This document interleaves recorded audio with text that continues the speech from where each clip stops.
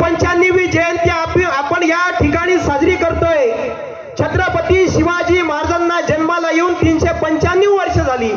Doctor Babasaheb आंबेडकरांचे गेल्या 100 वर्षापासून आपण विचार शिकत आहोत. अनेक महाराज लोकांच्या आपण पुण्यतिथ्या साजऱ्या करतो. अनेक महापुरुषांच्या 1676 साली अनंतरामजी शिंदे नावाच्या सुभेदाराला छत्रपती शिवाजी महाराजांनी पत्र लिहिलं आहे. अनंतरामजी शिंदे नावाच्या सुभेदाराला छत्रपती शिवाजी महाराज म्हणतात की अनंतरामजी शिंदे, तुमच्या भागामध्ये ज्या शेतकऱ्यांजवळ दुष्काळ पडला असेल त्या दुष्काळग्रस्त शेतकऱ्यांकडून कर घेऊ नका, त्यांना कर माफी करा. ज्या शेतकऱ्यांजवळ जमिनी नसतील त्यांना जमिनीचा वाटप करा. अरे हे आमचे छत्रपती शिवाजी महाराज. शिवाजी महाराजांनी जर पंचांग पाहिलं असतं लढाईच्या आधी, शिवाजी महाराजांच्या कित्येक लढाया अमावस्येच्या रात्री आहे. शिवाजी महाराजांनी जर पाहिलं असतं अमावस्येच्या रात्री 12 वाजता लावडीनं निघतात, झालं असतं काम, मग पुरं वालंगच असता पुरा गेम. शिवाजी महाराजांच्या आईनं जर पंचांग पाहिलं असतं की शिवबा अशा अशा प्रकारची तिथी आहे, ह्या तिथीवर लढाई करिता जाऊ नये शिवबा. आणि दुसरं या मागच बसले आहे. हो, माग मी नेहमी सांगत असतो, माझ्या गोंदियाला कार्यक्रम झाल्यानंतर मूर्तिजापूर नावाचं गाव आलं. रिझर्वेशनच्या डब्यात मी बसलो. 15 जणी त्या मूर्तिजापूरच्या त्या 15 जणी रिझर्वेशनच्या डब्यात बसल्या. आणि अनायशे सर त्याच्या गावात माझा कार्यक्रम झाला होता. त्यामध्ये साहेब म्हणे तुमचं आमच्या गावात सुंदर भाषण झालं म्हणे. आणि तुमचं आमच्या गावात जर सुंदर भाषण झालं, मोठमोठं भाषण केलं म्हणे तुम्ही, असं झालं तसं झालं, आता द्या म्हणे जागा. मी जागा दिली बा, 5 जणीले जागा दिली काकून, 10 जणी मग अंगावर पडल्या. म्या म्हटलं तुम्ही एवढी गर्दी करून चालल्या कुठं बा? तर ते बाई म्हणे आम्ही चाललो म्हणे प्रदीप मिश्राचा भागवत आले. म्या म्हटलं प्रदीप मिश्राचं भागवत कुठं आहे बा? दाखवल्यात आहे म्हणे. तर प्रदीप मिश्रा काय सांगते म्हटलं आजी? तर प्रदीप मिश्रा सांगते म्हणे एक लोटा जल सब समस्या का हल. आता इथं जर लेकरू उभे केले ना लहान लहान, तेले जर विचारलं ना बिना अभ्यास केल्यानं पास होते का म्हणून, तेले समजते का अभ्यास करावं लागते म्हणून परीक्षेसाठी पास होण्यासाठी. पण बायाईने समजून राहिलं ना. तो मार बागेश्वर बाबा आपल्या उत्तर भारतातून इकडे आला, त्याचं रामायण वेगळं आहे. हो, त्याचं रामायण वेगळं. त्याच्या रामायणात सीता हे रावणाची पोरगी आहे आणि रामाचं आणि सीतेचं प्रेम प्रकरण झालं आणि रामानं सीता पळवली, त्यानंतर आपली मुलगी पळवली म्हणून रामाचं आणि रावणाचं युद्ध झालं, असं तो त्याच्या भागवतात सांगते. आणि आपलं वाल्मिकी रामायण वेगळं आहे. म्हणजे हे खरं का ते खरं हे आपल्याला समजून नाही राहिलं. पण एक संत, चमत्कार करणारे संत नसतात. मग तो कोणी तुमचे मन दुखले तर चालन, आक्षेप असला तर आपल्यासमोर चर्चेसाठी एखाद्याला बसाव. हो, बसाव आपल्यासोबत चर्चेसाठी. काही तुमच्या इकडे बिबी नाही आहे, काही काही इकडे असते, नाही बसू चर्चेसाठी. कोणाचे घरकुल अडवण, तो कोणाचे पगारच थांबवण, अशी बिबी असतात. पण तुमच्या इकडली गोष्ट होय का? नाही. संत कोणाले म्हणाव? ज्या संतांना आयुष्यभर गरिबांच्या लग्नातल्या पंक्ती सावळल्या पण स्वतःच्या मुखात एखाद्या बुंदीचा दाणा सुद्धा घेतला नाही. ज्या संतानं गोपाला गोपाला देवकी नंदन गोपाला करत पंढरीची वाडी पायदळ केली पण कधी विठ्ठलाचं दर्शन घेतलं नाही. जो संत गावागावामध्ये जाऊन ज्या संतानं रस्त्यावरची घाण तर स्वच्छ केलीच पण लोकांच्या मस्तकातली अंधश्रद्धेची घाण सुद्धा स्वच्छ केली.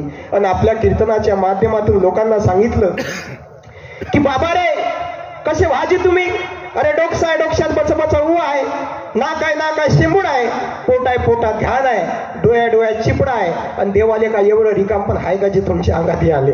देव कधी कुणाच्या अंगात येत नसते. देव अंगात आणणार हे बदमासच असते. ज्या संतानं सांगितलं गाडगे बाबा कीर्तन करायचे, तुम्ही मला सांगा देव किती आहे? किती आहे बोला ना. बोलत नाही का तुमच्या इकडले लोक? 30 कोटी. मी इतिहास सांगायला नाही आलो. एकोदा राजा त्यानं खाल्ला भजा, मग काय सांगता रे का माझा जागा भर आहे. मला कोणाचे फोन येऊ द्या, आपण आपल्याच लाईन चालतो. देव किती आहे तुम्ही मला सांगा काका, किती आहे देव? एकच आहे ना. गाडगे बाबा कीर्तन करायचे की बाबा देव किती आहे रे? लोक म्हणायचे बाबा देव एक आहे. मग देव एक आहे तर तुम्ही तुमच्या भूमिकेवर ठाम राहा. मग बाबा विचारायचे गाडगे बाबा कीर्तनातून लोक येले, मग तुम्ही म्हणता देव एक आहे भैरोबा कोण आहे रे बा? तर लोक म्हणायचे बाबा देव आहे. मग देव किती झाले रे? बाबा देव 2 झाले. मग तुम्ही म्हणता देव 2 झाले, मग आपल्या गावातला खंडोबा कोण आहे रे बा? लोक म्हणायचे बाबा देव आहे. मग आता देव किती झाले? लोक म्हणायचे बाबा देव 3 झाले. तुम्ही म्हणता देव 3 झाले, मग आपल्या गावातला गुना बाबा कोण आहे रे बा? लोक म्हणायचे बाबा देव आहे. मग आता देव किती झाले? लोक म्हणायचे बाबा देव 4 झाले. मग तुम्ही म्हणता देव 4 झाले, मग आपल्या गावातला इतू बाबा कोण आहे रे बा? लोक म्हणायचे बाबा देव आहे. तुम्ही म्हणता देव 5 झाले, मग आपल्या गावातली मडीमाय कोण आहे रे बा? लोक म्हणायचे बाबा देव आहे. तुम्ही तर म्हणे देव एकच आहे. मग एवढा मोठा कारखाना आला कुठून? तुकडोजी महाराज सांगतात की हर देश में तू हर भेष में तू, तेरे नाम अनेक तू एक ही है, तेरी रंगभूमि यह विश्व भरा, सब खेल में मेल में तू ही तू है, सागर से उठा बादल बन के, बादल से फटा जल हो करके, फिर लहर बना नदिया बहरी, तेरे भिन्न प्रकार तू एक ही है. कोणी त्याला गॉड म्हणते, कोणी अल्लाह म्हणते, कोणी देव म्हणते, कोणी निर्मिक म्हणते. देव एकच आहे. हा जो विचार ज्या राष्ट्रसंतांना आपल्या कीर्तनाच्या माध्यमातून सांगितला ते राष्ट्रसंत गाडगे बाबा. आणि धर्मात नाही हिंदू मुसलमान, धर्मात नाही पारशी ख्रिश्चन. आणि तुम्हाला ज्या काळामध्ये एखादी महिला जर एखाद्या व्यक्तीच्या घरी गेली, घरी गेल्यानंतर अरे एखादा कुत्रा जर घरी गेला तर त्याला भाकरीचा तुकडा टाकून लोक परत पाठवत होते. पण एखादी महिला जर एखाद्या व्यक्तीच्या घरी गेली तर तिला लाथ मारून हाकलून देण्याचं काम इथल्या समाज व्यवस्थेने केलं. अरे नवरा मेल्यानंतर तुम्हाला सती जाण्याची प्रथा होती, नवऱ्याच्या चितेवर तुम्हाला ढकलून देण्यात येत होतं. तुम्ही किंचाळा फाडत होत्या म्हणून चहूबाजूंनी ढोल तशा ताशे नगारे वाजवण्यात येत होते. अशा परिस्थितीमध्ये, ज्या परिस्थितीमध्ये तुम्ही किचनचे वटे साफ करायच्या कामीच्या होत्या, ज्या परिस्थितीमध्ये तुम्ही शेण झाडझूड तुम्ही सडा टाकायच्या कामीच्या होत्या, गौऱ्या थापायच्या कामीच्या होत्या. पण अशा परिस्थितीमध्ये तुमच्यासारख्या महिलांना ज्या मातेनं डॉक्टर केलं, इंजिनियर केलं, कलेक्टर केलं, अरे नाही तर नाही, आमच्या अमरावती जिल्ह्याच्या प्रतिभाताई पाटील या देशाच्या पहिल्या महिला राष्ट्रपती झाल्या. याच्याही व्यतिरिक्त आदिवासी समाजाच्या द्रौपदी मुर्मू, अरे ज्या रामानं कधी भेदभाव केला नाही दादा, ज्या रामानं कधी भेदभाव केला नाही, ज्या प्रभू श्री रामचंद्रांनी शबरीच्या हातचे उष्टे बोरं खाल्ले. तुमच्या गावातला कार्यक्रम असला एखाद्या खेड्यापाड्यातला तर तुम्ही सरपंचाले बोलावता हो. पण या देशाच्या पहिल्या नागरिक राष्ट्रपती त्या आदिवासी समाजाच्या आहे. ज्या महिलांना माता सावित्रीबाई फुलेंनी शिक्षणाचा अधिकार दिला, शिकवलं, मोठं केलं, त्या देशाच्या राष्ट्रपती आदिवासी समाजाच्या आहे. म्हणून प्रभू श्री रामचंद्राच्या मंदिराच्या उद्घाटनाला त्यांना बोलावल्या जात नाही, निमंत्रण दिल्या जात नाही. ही या देशाची परिस्थिती आहे. पण अशामध्येही तुम्हाला ज्या मातेनं मोठं केलं, शिकवलं आणि प्रश्न विचारण्याच्या लायक केलं, त्या सावित्रीबाई फुले आणि ज्यांनी छत्रपती शिवाजी महाराजांची, आमचे दादा कोण होते इथं मगाशी आले, त्यानं कविता म्हणली, जोरदार टाळा उद्या त्याच्यासाठी सुंदर कविता म्हणली. पण दादा पाहिजे एकटा वाचा, ते करेक्ट कर जा थोडस, लोकमान्य टिळक नाही, प्लीज करेक्ट दिस. कोण? राष्ट्रपिता महात्मा ज्योतिबा फुले. 1869 साली पहिली शिवजयंती रायगडावर समाधी शोधून करणारे महात्मा ज्योतिराव फुले शिवजयंतीचे जनक आहे ना. तर ज्या राष्ट्रपिता महात्मा ज्योतिबा फुलेंमुळे आज आपण हा कार्यक्रम मोठ्या उत्साहात साजरा करत आहोत, ते राष्ट्रपिता महात्मा ज्योतिबा फुले. आणि वाढवूनी जटा नेसुनी कासोटा, अभिमान मोठा करिता ती, सर्वांगा करीती विभूती लेपन, पाहती मिष्टान्न भक्षावया. जे बाबा बुवा भगव घालून समाजाने लुबाडण्याचं काम करतात ते चोर असतात, असं आपल्या अभंगाच्या माध्यमातून ठणकावून सांगणारे जगद्गुरु तुकाराम महाराज आणि ज्या ज्या हुतात्म्यांनी, ज्या ज्या शहीदांनी तुमचं रक्षण करण्याकरिता आपल्या देशाच्या सीमेवर स्वतःच्या शरीराचं बलिदान करून टाकलं, अशा सगळ्या कास्तकाराच्या पोरांना, सगळ्या महापुरुषांना तुमच्या टाळ्यांच्या गजरात विनम्र अभिवादन आणि मानाचा मुजरा करतो. स्टेजवरचे जेवढे माझे मार्गदर्शक मंडळी आहे, तुमचे नाव जर घेत बसलो तर मला सकाळी वाचले. म्हणून तुमची सगळ्यांची दिलगिरी व्यक्त करतो आणि समोर उपस्थित असलेले ज्यांनी या कार्यक्रमाचं आयोजन केलं, 395वी जयंती आपण या ठिकाणी साजरी करतोय. छत्रपती शिवाजी महाराजांना जन्माला येऊन 395 वर्ष झाली. डॉक्टर बाबासाहेब आंबेडकरांचे गेल्या 100 वर्षापासून आपण विचार शिकत आहोत. अनेक महाराज लोकांच्या आपण पुण्यतिथ्या साजऱ्या करतो, अनेक महापुरुषांच्या आपण जयंत्या साजऱ्या करतो. कोणी दीक्षाभूमीला जातं, कोणी कुंभमेळ्यात जातं, कोणी मस्जिदमध्ये जातं, कोणी हरिपाठात जातं. माझा प्रश्न असा आहे, सगळंच करून राहिले, सगळे लोक सगळंच करून राहिले, लोक सुधरून कोण नाही राहिले? मग लोक सुधरून कोण नाही राहिले काका? तुम्हाला जर माहित आहे तंबाखाच्या पुडीवर लिहिलं राहते की सेहत के लिए हानिकारक आहे, तरी तंबाखू खाऊन राहिले लोक. तुमच्या इकडली गोष्ट नाही, पण सांगायचा एक मुद्दा तर आहे ना. तंबाखाच्या पुडीवर लिहिलं राहते की सेहत के लिए हानिकारक आहे, तरी लोक तंबाखू खाऊन राहिले. अरे ज्या काळामध्ये छत्रपती शिवाजी महाराजांच्या काळामध्ये पुरुषोत्तम ऍडव्होकेट पुरुषोत्तम खेडेकर त्यांच्या शिवरायांची खंत या पुस्तकात, ते वाचा ती पुस्तक. त्या पुस्तकामध्ये लिहितात, काय म्हणतात की शिवाजी महाराजांच्या काळामध्ये गोविंद पानसरेचं भाषण आहे.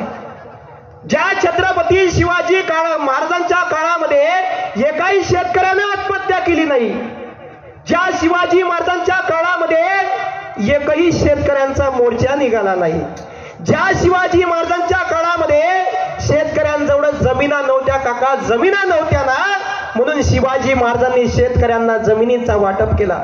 ज्या काळामध्ये शेतकऱ्यांजवळ जमिना नव्हत्या त्यांना जमिनीचा वाटप केला. ज्या शेतकऱ्यांजवळ गुराढोरं नव्हती त्यांना गुराढोरांचा वाटप केला. ज्या शेतकऱ्यांजवळ शस्त्रांचा अवजारं नव्हती त्यांना अवजारांचा वाटप केला. ज्या काळामध्ये शेतकऱ्यांजवळ वखर नव्हता, नागर नव्हता, अशा परिस्थितीमध्ये वखर दिला, नागर दिला. ज्या काळामध्ये शेतकऱ्यांजवळ पैसा नव्हता त्यांना पैसा पुरवला. ज्या काळामध्ये शेतकऱ्यांजवळ पेरासाठी धान्य नव्हतं त्यांना धान्य दिलं. 1676 साली अनंतरामजी शिंदे नावाच्या सुभेदाराला छत्रपती शिवाजी महाराजांनी पत्र लिहिलं आहे. अनंतरामजी शिंदे नावाच्या सुभेदाराला छत्रपती शिवाजी महाराज म्हणतात की अनंतरामजी शिंदे, तुमच्या भागामध्ये ज्या शेतकऱ्यांजवळ दुष्काळ पडला असेल त्या दुष्काळग्रस्त शेतकऱ्यांकडून कर घेऊ नका, त्यांना कर माफी करा. ज्या शेतकऱ्यांजवळ जमिनी नसतील त्यांना जमिनीचा वाटप करा. अरे हे आमचे छत्रपती शिवाजी महाराज. आणि तुम्ही काय सांगून राहिले बे आम्हाला, शिवाजी महाराज हिंदूंचे राजे? आमचा बाप हिंदूच नाही बे, हिंदूच आहे ना आमचा बाप.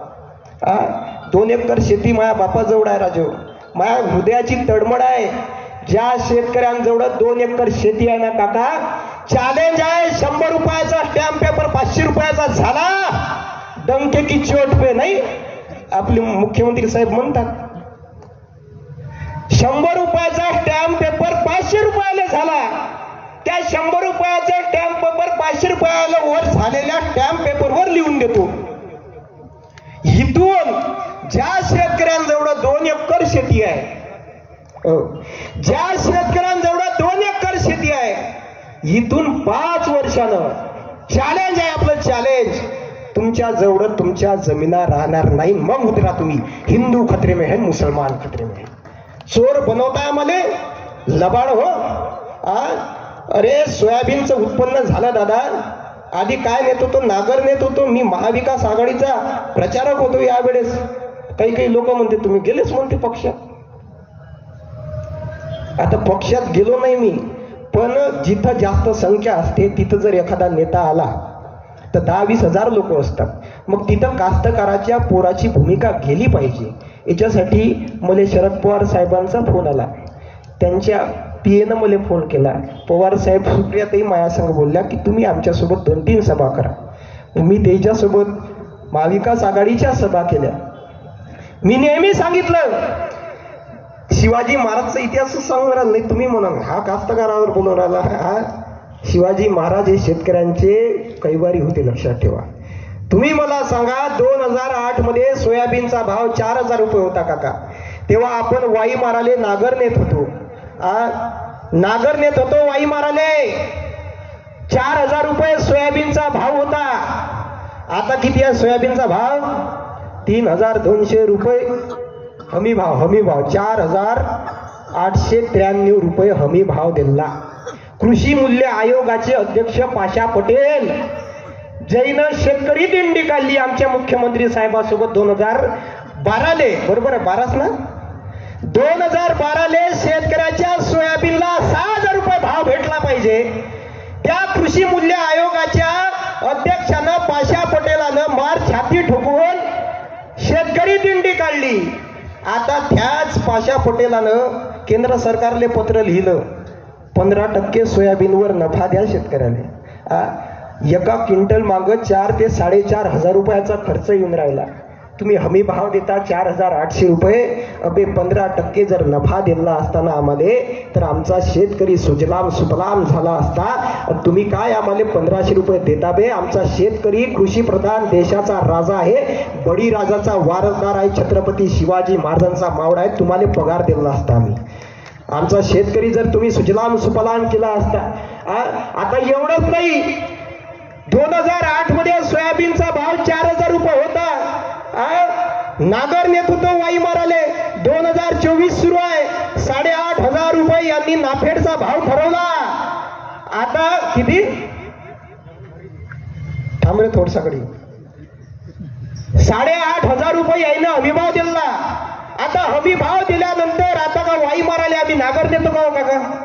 वाई माराले नागर नेत नाही, आता ट्रॅक्टर न्या लागते. त्याच्यातही डिझेल टाका लागते. अटकले कुठीच जाशील कुठे, त्याच्यातही डिझेल टाका लागते. साहेबांना इकडे डिझेलचा भाव दिला वाढवून, डिझेलचा भाव वाढवून दिला. तिकडे सिलेंडरचं 1200चं 800 आणलं. इलेक्शन आलं म्हणून कपडे काढून घेतलं, कडतोडा बंधन दिला. आमच्या महाराष्ट्रातील शिवाजी महाराजचं नाव घेता शेतकऱ्यांचे नेते आहे म्हणून लाज वाटली पाहिजे तुम्हाला. शेतकऱ्यांचा जीव घेणारी तुम्ही लोक आहे, लक्षात ठेवा. आम्ही जेव्हा सोयाबीन नेलं ना दादा मार्केटात, महाराष्ट्र सरकारनं टेंडर कोणाला दिले? नाफेडचे. प्रायव्हेट कंपनीला टेंडर दिले आहे, ज्या कंपन्या ब्लॅक लिस्टेड आहे. अहमदनगरची कंपनी ब्लॅक लिस्टेड आहे, त्या कंपन्यांना टेंडर दिलेला आहे. सरकार असं सांगतं प्रायव्हेट कंपन्यांना ज्यांच्याकडे टेंडर आहे की शेतकरी जेव्हा सोयाबीन घेऊन मार्केटात जाते, मार्केटमध्ये गेल्यानंतर आपल्या बुलेरो मधून त्यानं जर सोयाबीनचे पोते उतरवले तर त्याच्या हमालीचे पैसे शेतकऱ्यांकडून घेऊ नका, कारण ऑलरेडी सरकार त्याचे पैसे त्याला देत आहे. पण जिथं पान तिथं शेतकऱ्याला लुटाचं काम येणं सुरू केलं. आता 60 लाख मेट्रिक टन सोयाबीन आपल्या महाराष्ट्रात झालं आणि 13 लाख मेट्रिक टनाची खरेदी महाराष्ट्र सरकारनं केली. बाकीचं सोयाबीन समुद्रात फेकू आम्ही. शेतकऱ्यांनी वापरले की आता कोदंड घेऊन हाती आरूढ पायी थेरती, देई आलिंगन वीर वृत्ती समाधाने. आता पार्था निशुंक होई, या संग्रामा चित्त देई, या वाचून येथे काही होणे नाही. ज्या ज्ञानेश्वर महाराजांनी आम्हाला सांगितलं की चमत्कार कधी झाला नाही. जेव्हा मुरार जगदेवराव आदिलशहाचा सरदार, मुरार जगदेवरावनं जेव्हा आदिलशहाच्या सरदारानं पुण्यामध्ये गाढवाचा नांगर फिरवला, तेव्हा शिवाजी महाराजांच्या आईनं सांगायला लागत होतं. त्या मुरार जगदेवरावने असं सांगितलं की जो कोणी या पुण्याच्या ठिकाणी वस्ती करेल, जो कोणी राहायला येईल, त्याच्या पिढीमध्ये एकही अपत्य जन्मायला येणार नाही. समजा जर आलं तर त्याचा निर्वंश झाल्याशिवाय राहणार नाही. हे कोण सांगितलं? मुरार जगदेवरावांनी सांगितलं. आणि तेव्हा जर जिजाऊ मासाहेबांनी सांगितलं असतं की शिवबा असा एक बागेश्वर बाबा नावाचा आपल्या इकडे बाबा आहे, चालतं का एखादा धूप अगरबत्ती एखादा धागा घेऊन घेऊ आणि फेकून देऊ तो धूर पुण्याच्या याच्यावर, जमलं असतं का? तुम्ही जर माहेरले गेल्या ना काकू, तुम्ही तुमचा पोरगा रात्री जर झोपीतून उठला, लघवीले गेला, का म्हणता तुम्ही? बाबू जास्त दूर जाऊ नको, तिकडे बागुलबुवा आहे, सगळ्यात मोठा बागुलबुवा तर आपणच आहे. जास्त दूर नको जाऊ, तिकडे बागुलबुवा आहे. शिवाजी महाराजांनी जर पंचांग पाहिलं असतं लढाईच्या आधी, शिवाजी महाराजांच्या कित्येक लढाया अमावस्येच्या रात्री आहे. शिवाजी महाराजांनी जर पाहिलं असतं अमावस्येच्या रात्री 12 वाजता लावडीनं निघतात, झालं असतं काम, मग पुरं वालंगच असता पुरा गेम. शिवाजी महाराजांच्या आईनं जर पंचांग पाहिलं असतं की शिवबा अशा अशा प्रकारची तिथी आहे, ह्या तिथीवर लढाई करिता जाऊ नये, शिवबा आणि दुसरं, आता इथं मी पकडतो, लाईव्ह एक्झाम्पल देत असतो आपण आपल्या कार्यक्रमात, लाईव्ह देत असतो. कोणाकोणाच्या पायात काळे धागे सांगा बरं मला. नाही म्हणते, मी आधीच सांगितलं तुमच्याकडले लोक हुशार आहे. तुमच्या इकडले लोक कोणतीच अंधश्रद्धा बाळगत नाही. पण आता लॉजिक काय आहे, मी आता लाल धागा बांधला पण हातात बांधला ना, पायात बांधला का बरं? काढा कायसाठी बांधता काढे धागे पायात? बरं पोरी तर सोडा पोट्टे बांधून राहिले, घेणं देणं काहीच नाही. घेणं ना देणं फुकटचं कंदील लावून येणं. कायले बांधता? शिवाजी महाराजांच्या आईनं जर तेले एखादा धागा बांधला असता, शिवाजी महाराजांच्या आईनं जर तेले एखादा काळा धागा बांधला असता, तर शिवाजी महाराजांनी 361 किल्ले जिंकले असते का काकू? तुम्ही मला सांगा ना. ज्ञानेश्वर महाराज म्हणते की जरी मंत्र्याची वैरी मरे तरी बाना का बांधावी कटारे, अरे रोग जाय दूध साखरे तरी निंब का पियावा.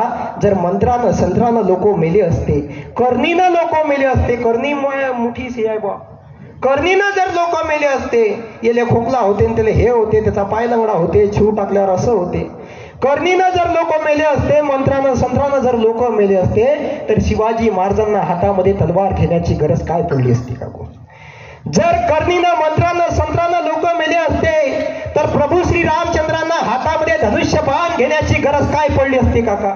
अरे जर कर्णीनं मंत्रासंत्रानं लोक मेले असते, तर बाबासाहेब आंबेडकरांना पेन घेऊन संविधान लिहिण्याची गरज काय पडली असती? मग तुम्ही कोणत्या बुवाच्या मागं लागून राहिले?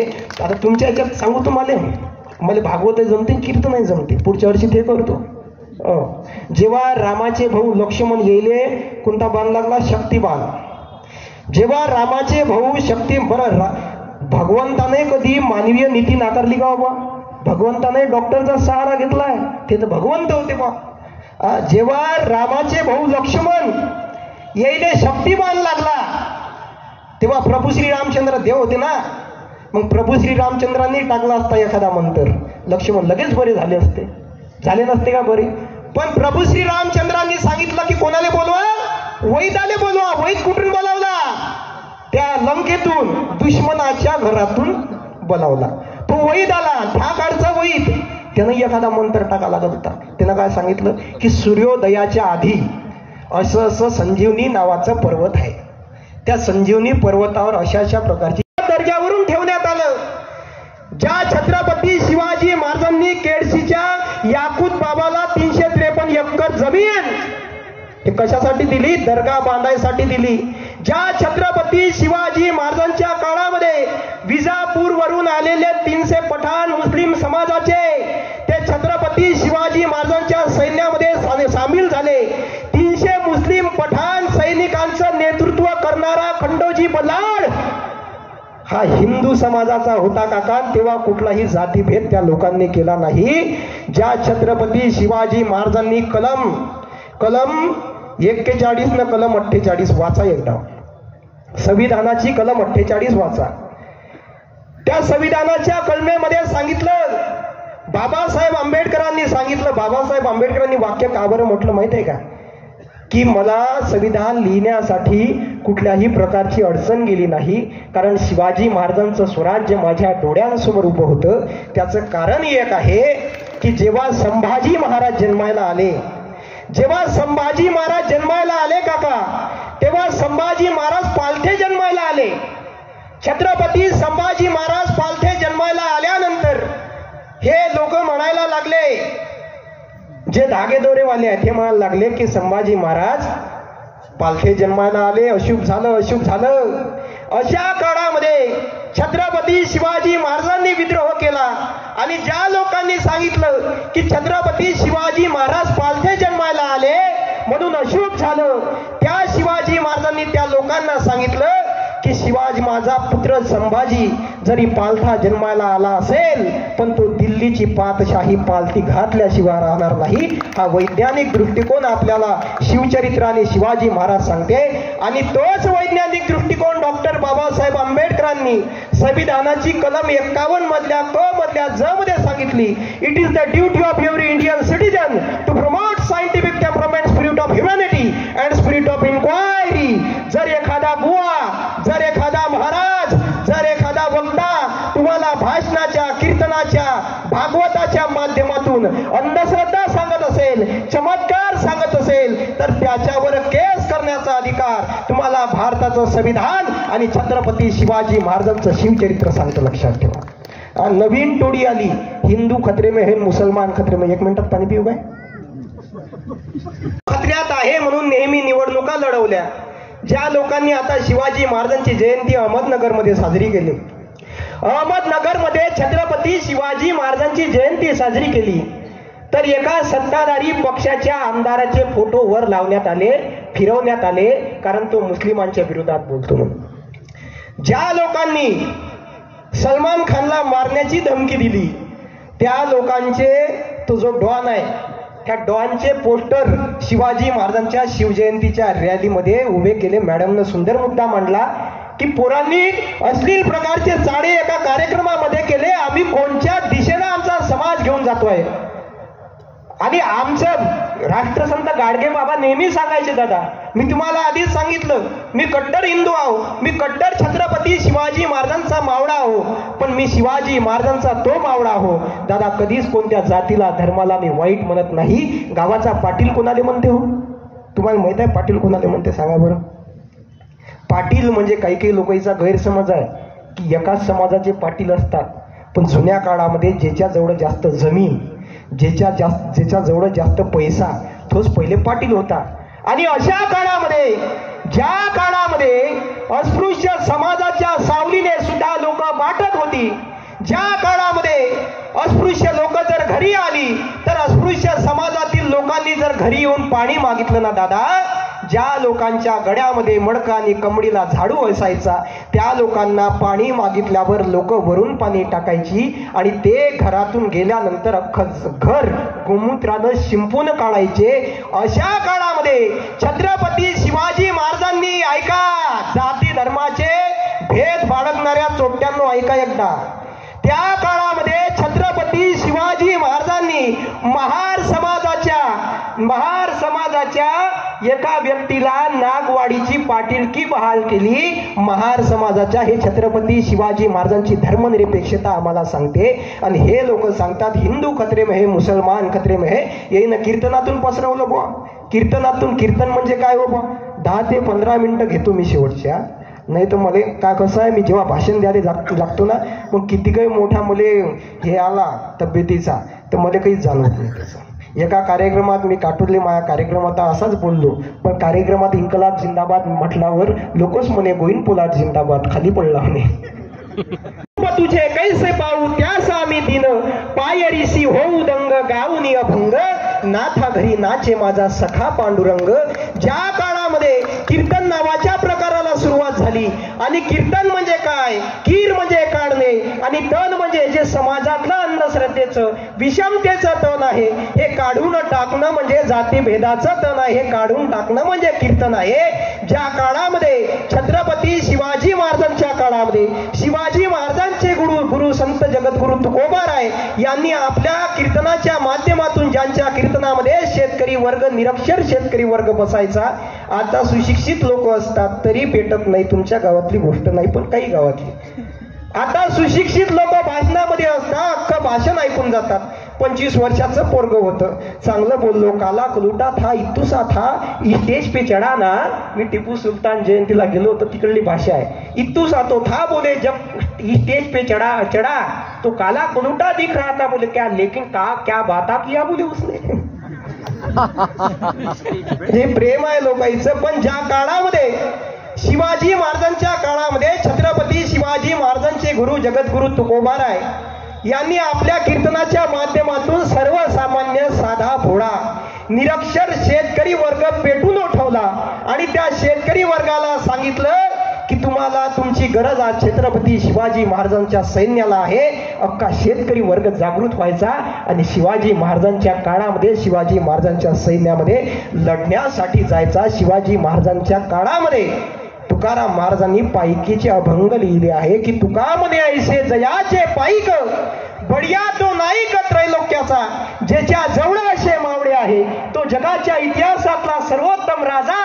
म्हणजे म्हणजे छत्रपती शिवाजी महाराज हे ज्या जगद्गुरु तुकोबारायांनी सांगितलं की व्हावे पाईक जीवाचे उद्धार, अशा काळामध्ये ज्या कीर्तनाच्या माध्यमातून तुकोबारायांनी विद्रोह केला, पण आताचे कीर्तनकार तुम्हाला काय सांगतात?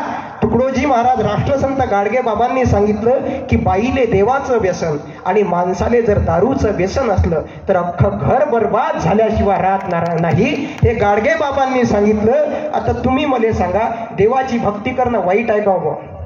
वाईट आहे का देवाची भक्ती करणं? पण देवाची भक्ती करत तुम्ही काहीतरी अपेक्षा